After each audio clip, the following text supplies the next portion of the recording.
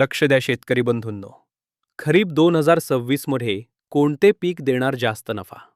कारण यंदा तेलबियांना MSP मध्ये मोठी वाढ झाली आहे. यंदा एल निन्नोमुळे धोका मोठा आहे.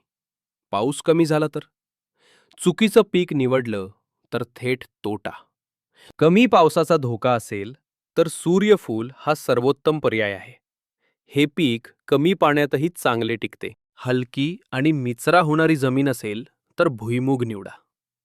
नायट्रोजन फिक्सेशनमुळे खत खर्चही कमी होतो. तीळ कमी पाण्यात येते आणि परदेशात मोठी मागणी असल्यामुळे प्रीमियम भाव मिळतो.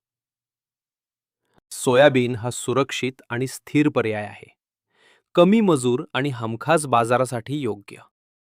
थोडक्यात सांगायचे तर, कमी पाणी सूर्यफूल, हलकी जमीन भुईमूग, सुरक्षित पर्याय सोयाबीन आणि जास्त भावासाठी तीळ निवडा. मग तुम्ही यंदा कोणते पीक पेरणार? कॉमेंटमध्ये